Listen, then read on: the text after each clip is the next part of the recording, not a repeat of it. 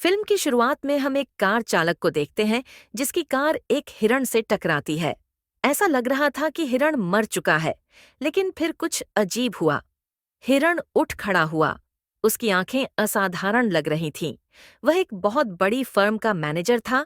उसका नाम सोक वू था। कुछ समय पहले उसका तलाक हो गया था। नतीजतन वह अपनी बेटी की ठीक से देखभाल नहीं कर सका। अगले दिन उसकी बेटी का जन्मदिन था।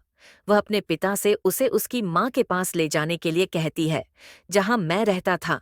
वह अपनी बेटी से खुश है। पिता और बेटी दोनों ट्रेन पकड़ते हैं और बसन की यात्रा शुरू करते हैं। इस ट्रेन में कई अन्य यात्री भी थे, जिसमें सांग हुआ, एक कामकाजी वर्ग का पति, उसकी गर्भवती पत्नी सांग क्योंग और एक high school basketball team.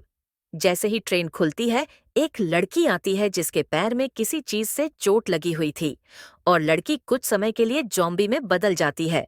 Zombie बनने के बाद वह एक ट्रेन कर्मचारी को काट लेती है। अटेंडेंट भी जॉम्बी बन जाता है और वायरस तेजी से फैलने लगता है। कई लोगों को ट्रेन में वायरस लग जाता है। कई लोग ट्रेन के उस डिब्बे को छोड़कर दूसरे डिब्बे में चले जाते हैं जहां वायरस की शुरुआत हुई थी, और वे वहां बच गए क्योंकि जॉम्बी संक्रमण वहां नहीं पहुंचा था। ट्रेन में प्रसारित समाचार में दावा किया गया कि वायरस पूरे देश में फैल गया है और अधिक से अधिक लोग इसके शिकार हो गए हैं। जब ट्रेन स्टेशन पर पहुंचती है तो सभी शहर की ओर भागते हैं। जैसे ही वे ट्रेन में चढ़ते हैं, उन्हें पता चलता है कि जॉम्बी संक्रमण फैल गया है। उत्तर आए लोग जल्दी में ट्रेन की सुरक्षा में वापस चले गए।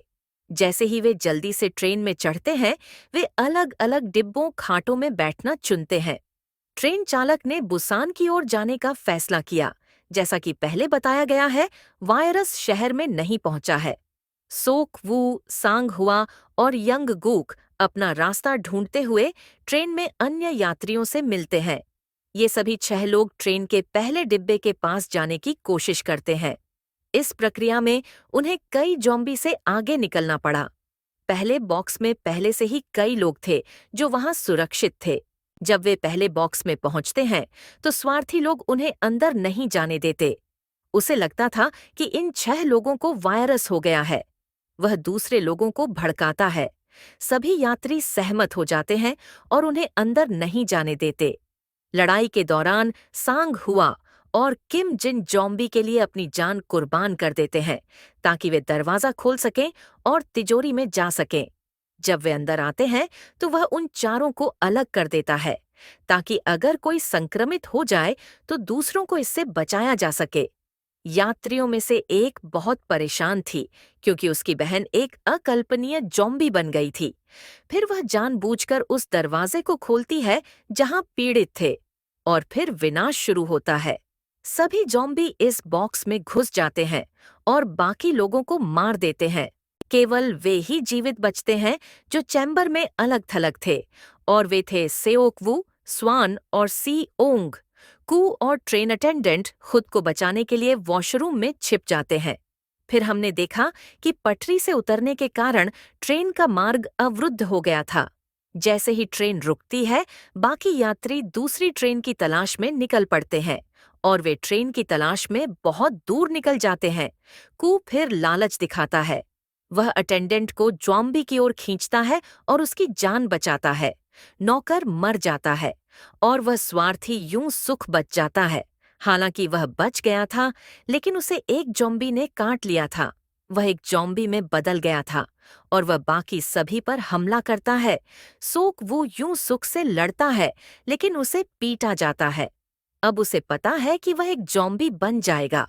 वह अपनी बेटी और सेंग को इंजन रूम में सुरक्षित रखता है, और जाने से पहले उसने अपनी बेटी से अपने जीवन के अंतिम शब्द कहे। अब यह स्पष्ट था कि वह जॉम्बी बन जाएगा। वह वापस आते ही ट्रेन से कूद जाता है। नौकर वो मरने पर बहुत भावुक हो जाता है और अपनी बेटी के बचपन को याद करता है, और वह उसे अपने हाथों में थामे हुए था। अब ट्रेन आखिरकार बुसान पहुंच गई, और फिर वहां 2 लोग, स्वान और सेओंग, पहुंचे। ये दोनों ही जीवित बचे थे। वे आगे बढ़े और सैनिकों को देखा। ये सैनिक जॉम्बी थे, जो जॉम्बी से सीमाओं की रक्षा कर रहे थे। वे उन्हें जॉम्बी समझते थे। वे उन्हें गोली मारने वाले थे। वे स्वान के गीत के बारे में सुनते हैं और समझते हैं कि वे जॉम्बी नहीं बल्कि जीवित असली लोग हैं। सुएन वही गीत गा रही थी जो वह अपने पिता के लिए गाना चाहती थी। हालांकि अपने पिता की मृत्यु के बाद उसने उनके सम्मान में यह गीत गाना शुरू कर दिया।